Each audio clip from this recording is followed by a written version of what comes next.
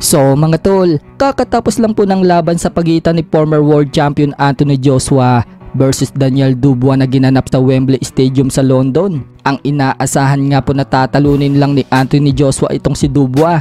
Kabaliktaran po ang nangyari. Upset po ang nangyari mga tol. Tinalo ni Dubois itong si Joshua. Bayan knockout sa round 5. Hindi po kinaya ni Anthony Joshua ang lakas ni Dubois mga tol. Dahil sa panalo ni Dubois mga tol, umabante na ang record ni Dubois sa 22 wins and 2 losses with 21 knockouts. Habang yan na po ang pang-apat na talo ni Anthony Joshua sa professional boxing career niya. Ang mga talo po niya ay mula dito kay Andy Ruiz, 2 beses kay Alexander Usyk, at ngayon naman dito kay Dubois. Samantala, sa napalaban naman po sa undercard, talo na naman po si former world champion Josh Warrington. Matapos po kasi ang dalawang sunod na talo niya mula kina Luis Alberto Lopez at Leigh Wood. Natalo na naman po siya sa laban kay Anthony Kakachi via unanimous decision. Dahil dyan mga tol, bigong masungkit ni Warrington ang IBO World Super Featherweight title na nakataya sa laban na yan. Umabante naman ang record ni Anthony Kakachi sa 23 wins and 1 loss. Habang yan na po ang pang-apat na talo ni Josh Warrington, bumagsak na ang record sa 31 wins and 4 losses and 1 draw. Dahil tapos na po ang laban ni Anthony Joshua at Daniel Dubois, tutungo naman po tayo sa laban na inaabangan ng mga Pinoy fans. Yan po ang laban ni WBC Minimum World Champion Melvin Jerusalem versus Mexican Luis Castillo. Magaganap na po mamayang hapon ang laban na yan sa Mandaluyong City. At pagkakaalam natin mga tol, free entrance po yan. Undercard nga din po dyan sa laban na yan si former IBF Super Flyweight World Champion Jerwin Angkahas. Haharapin naman po ni Angkahas mga tol ang Thai fighter na si Suprasid Ponpitak.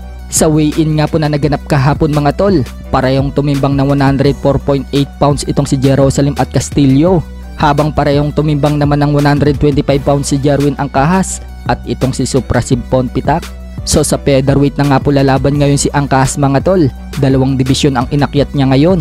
Pero ayon kay Angkahas mga tol, pansamantala lang umano na lalaban siya sa 126 pounds. Kumbaga, susubukan lang umano niya ang 126 pounds at bababa din daw ng 122 pounds. Okay naman umano ang naging timbang ni Jerwin Angkahas mga tol sa 126 pounds dahil hindi daw siya piga. Wika pa ni Angkahas mga tol, sana daw suportahan natin ang laban niya at laban ni Jerusalem.